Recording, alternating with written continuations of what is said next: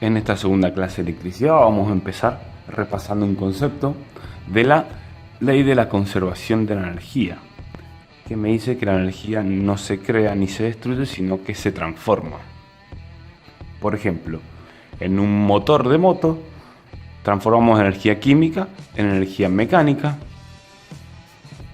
Dentro de una batería transformamos energía química en energía eléctrica. Cuando tenemos un alternador, transformamos energía mecánica en energía eléctrica y de esa manera vamos transformando la energía, pero no tenemos una pérdida, siempre se transforma en algo. Cuando hablamos de potencia eléctrica, nos referimos que es una medida que representa qué tan rápido se transforma esa energía, ¿sí?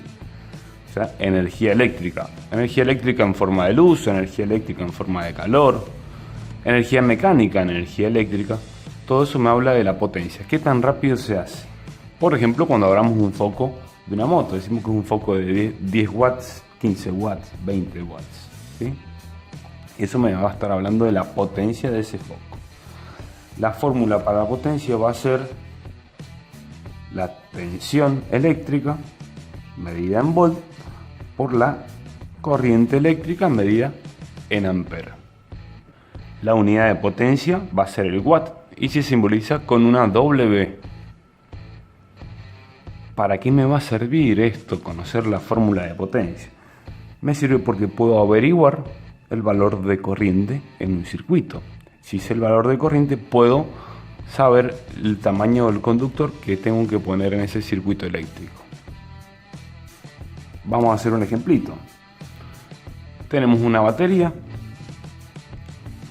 La tensión normal de esta batería va a ser de 12 volts, ¿sí?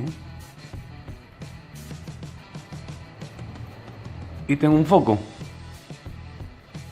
Supongamos que sea un foco de guiñe, un foco con una potencia de 10 watts. Para poder conectar este foco en un circuito tengo que hacer el conexionado, hacer las conexiones.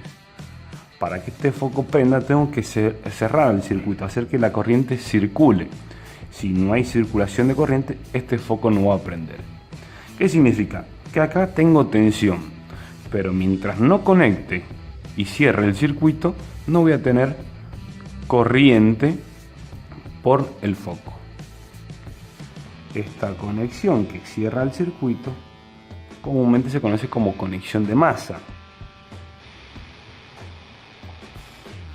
porque es aquella que me alcanza a cerrar todo el paso de la corriente, me permite que la corriente pase y vuelva a la batería. Si recordamos de la clase anterior, la corriente por convención va a circular de positivo a negativo. Esta corriente va a ser la misma que vuelva por acá. Entonces tengo los datos de tensión, tengo los datos de potencia, me falta el valor de la corriente, que lo puedo sacar de acá, que me dice que la corriente en un circuito va a ser igual a la potencia dividido su tensión. ¿Cómo lo obtengo esto? Despejando de la fórmula, o puedo usar una ayuda a memoria que vendría siendo un triangulito, donde yo arriba tengo la potencia, abajo tengo la tensión y la corriente. ¿Cómo se usa el triangulito? Estamos buscando la corriente, entonces tapo la corriente y me queda que es la potencia dividido la tensión. Si estuviera buscando la tensión en un circuito, sería la potencia dividido la corriente, y si estuviera buscando la potencia, sería la tensión por la corriente. Entonces me quedaría que la corriente sería igual a la potencia, que es 10 watts del foco, dividido la tensión del circuito, que va a ser 12 volts. Busco la calculadora y esto me da un resultado de 0,83 amperes. ¿Qué hago con este valor? Busco una tabla de conductores que me diga cuál es el valor máximo de corriente que soporta un tipo de conductor.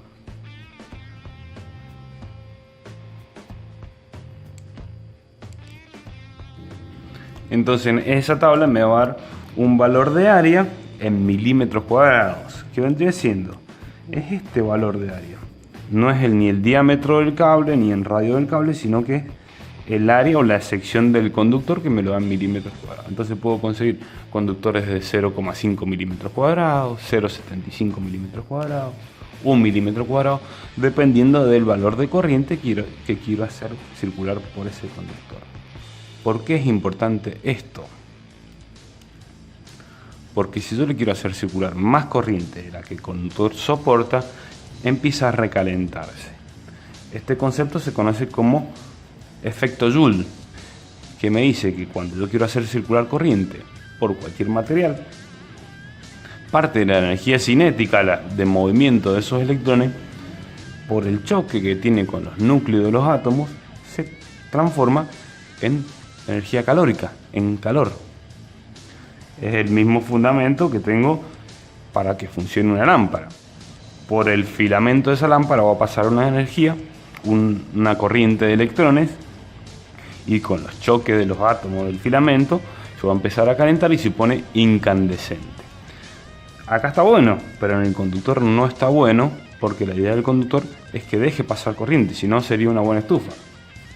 La idea es que deje pasar esa corriente y no se caliente demasiado.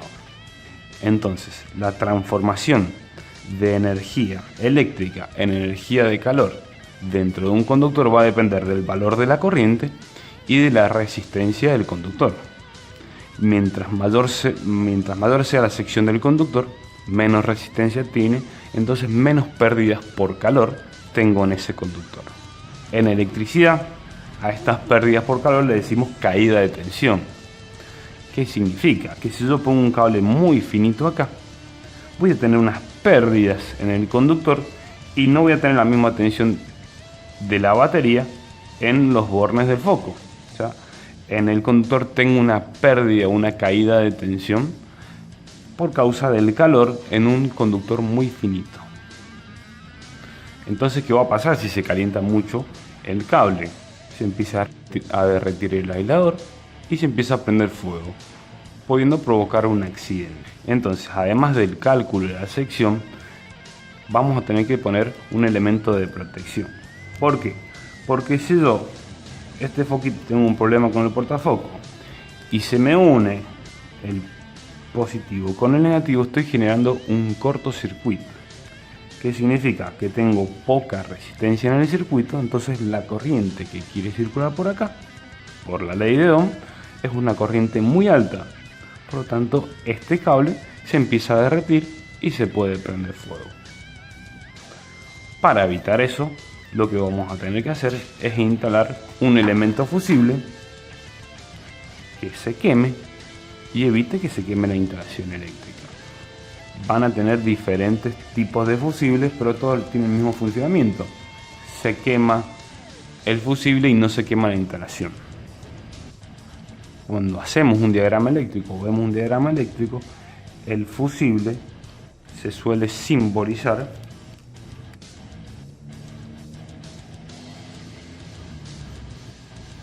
así. Y pueden encontrar que diga escrito fuse. ¿Sí? Eso me indica que es uno de los fusibles. La moto puede tener uno o varios fusibles, depende de la instalación. Y la ubicación puede ser variada, puede estar al lado de la batería, puede estar en el manillar, puede estar bajo el asiento, pero todos cumplen la misma función, que es proteger el circuito eléctrico de la moto, el cableado. No significa que este fusible evita que el foco se queme, sino que evita que los conductores, que las llaves, que todo eso se me pueda llegar a incendiar. Van a ver que en los circuitos eléctricos, en los diagramas de las motos, el foco no se suele ver así, sino que se dibuja con un círculo con una cruz. Eso significa que tengo un foco. Entonces la conexión va a ser igual que hicimos recién. La masa que cierra el circuito de ese foco. Otro símbolo que van a encontrar en los diagramas eléctricos de la moto va a ser la conexión de masa, que se utiliza un símbolo parecido a la conexión de tierra de las instalaciones eléctricas. Pero es importante recordar que no es tierra, sino que es el cable que cierra el circuito. Y el dibujo es así. Entonces eso me indica que la conexión está puesta a masa, que puede ser el mismo chasis de la moto que funciona como conductor, o puede ser un cable que conecte con el negativo. Repasando, el fusible me va a evitar problemas con la instalación eléctrica, que se me llegue a prender fuego por un tema de cortocircuito, un tema de sobrecorriente, que vendría siendo que si mi instalación eléctrica, este foco, es de 35 watts y yo se lo cambió, le puse uno de 100 watts, esta instalación eléctrica va a estar sometida a más corriente y se me puede llegar a quemar el fusible por una sobrecorriente. Estos fusibles algunas pocas veces se pueden quemar porque sí, la mayoría de veces se queman porque pasó algo. Entonces es importante ver por qué se quemó ese fusible para cuando yo le instale uno nuevo no se vuelva a quemar. No debemos puentear este fusible con un cable porque lo que estoy haciendo es arriesgarme a tener problemas con la moto. Si voy a reemplazar el fusible, tiene que ser del mismo valor. Por lo general las motos traen un fusible principal de 15 amperes, pero en otras pueden encontrar de 20, 25, 30.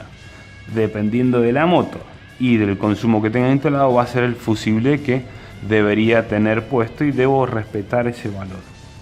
Si yo quiero hacer una gran modificación en el consumo eléctrico de mi moto, debería también hacer una modificación en el cableado para que pueda permitir el paso de la corriente sin sobrecalentarse. ¿Qué van a ver también? Que no todas las mismas baterías traen el mismo código, la misma capacidad de entregar energía.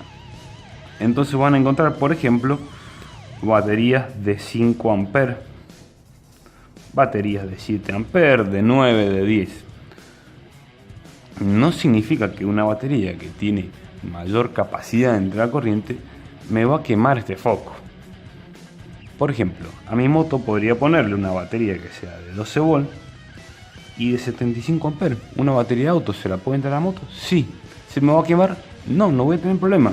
¿Cuál es el tema? Que una batería de 75 amperes es muy pesada, es muy grande para la moto y además el consumo de la moto no justifica el uso de una batería tan grande. Como sé que la corriente que va a circular va a ser la misma por la ley de Ohm, que me dice que la corriente es la tensión sobre la resistencia. O sea que la corriente que va a circular este circuito no depende de la batería que le instale, sino de la tensión de esa batería y de la resistencia propia del circuito, o sea, del foco que tenga instalado. Por lo tanto, el consumo va a ser igual si le pongo una batería de 5 amperios, de 7 amperios o de 75. La diferencia está en cuánto tiempo se va a tardar en descargar esta batería. Mientras más alta la corriente disponible en la batería, mayor es su potencia, por lo tanto, más tiempo tarda en descargarse. O sea que me va a durar más la luz prendida con una batería de auto que con una batería chiquita de moto como la de 110. Para agregar también, si yo tengo una ficha en mal estado, un cable en mal estado, lo que va a pasar es que cuando esté haciendo falso contacto esa chispa, se comporta como un conductor con mucha resistencia.